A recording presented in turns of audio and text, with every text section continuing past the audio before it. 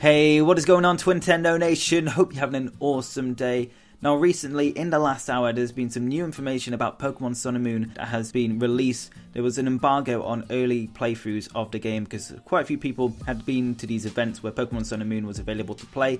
They got to play it, wrote up their kind of experience on their websites, and now today they can release what they found and what they experienced with the game. So I've got a list of points to talk through, and there's a few new pieces of information that I'm going to talk about as well in this video. So first of all, we get to see a picture of the Pokemon Center. I think this is the first time we've actually seen inside of it. So it's a Pokemon Center, has their healing area right in front of you. On the right hand side there's a Pokemart, and on the left hand side you're probably wondering what that is. It's actually a coffee shop, which is pretty cool. Honestly, not sure what the coffee shop's like purpose is. Obviously probably just sells you like drinks like you can get in the past, like lemonade and stuff. And I guess that just heals your Pokemon. But obviously there's a Pokemart on the right which will sell potions and stuff. So maybe there is a different bonus about the coffee shop. I don't know. Looks really cool though. This looks like the best Pokemon Center we've ever had in a Pokemon game. It looks amazing. Now next up, one of the early access players mentioned that there's a dynamic camera and it's more low down than previous games. It's more up close and personal rather than being high and above the character.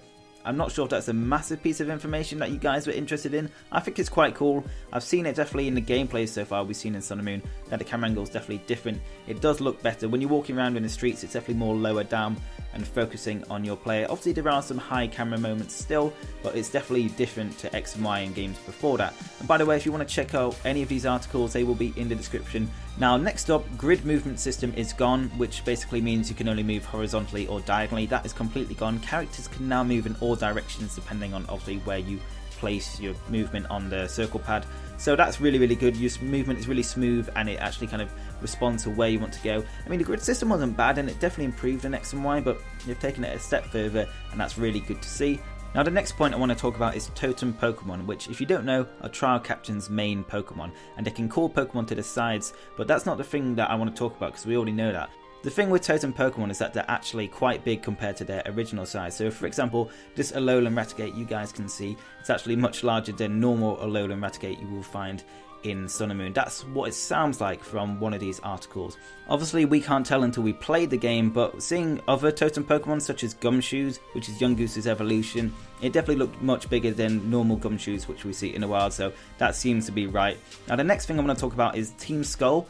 Now they're actually battleable in one of the trials, so if you don't know, trials have basically replaced gyms in this game, and apparently one of the trials you're basically going around and trying to find certain Pokemon to battle, and instead you can find Team Skull at one of these places and they interrupt your trial, which kind of reminds me of how Team Rocket would interrupt Ash during gym battles in the anime. So I thought that was quite cool how it's a bit different. We still don't know how these trials are going to work exactly, but they sound really different to gym battles, which is really exciting to be honest, because gym battles kind of got a bit stale, especially if you play Pokemon for 20 years.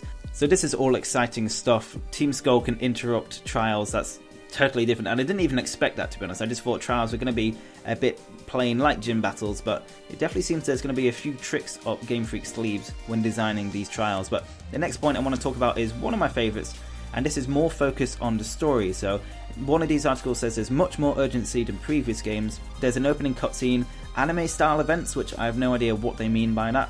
The guy said that it also felt more like a JRPG like Final Fantasy rather than a Pokemon game, which is really weird. I'm not sure if that's a good thing or a bad thing. It definitely sounds like Pokemon Sun and Moon are taking risks and changing the formula, which is what I like to hear to be honest, because Pokemon games have gone a bit stale recently. And also we'll probably find out in the demo when that's out next week, I think it is, whether we actually do feel that as well, whether there's a bit of a JRPG element to it, or maybe it just feels like a normal Pokemon game. It's still exciting to hear all these kind of early reviews so far, and I'm just really looking forward to actually playing Pokemon Sun and Moon.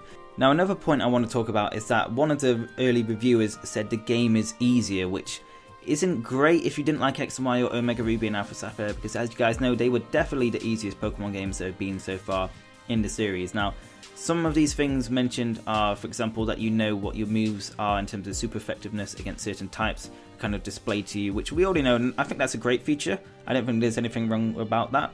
But one of the points raised is, for example, your rival will pick the weakest starter to yours. So for example, you pick Poplio, they'll pick Litten, and you know that's not great if you want a more difficult game. Now that doesn't necessarily mean it's going to be an easier game. For example, your rival could have some really tough Pokemon alongside its starter. And we still don't know everything about the starters. Maybe their types will kind of balance out in their final evolutions. We still don't know that. So I'm not going to say it's an easier game for now. I don't want to worry people, but I think it does certainly hint at that if the rival does pick the weaker starter. But I still don't think we have enough information to say whether it's going to be easier or as easy as X and Y.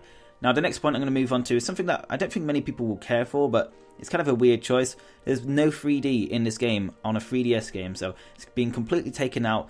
Now, if you remember X and Y, you couldn't have 3D in the overworld, but you could have it in battles, and it kind of did lag out the battles as well. So apparently it's been completely taken out.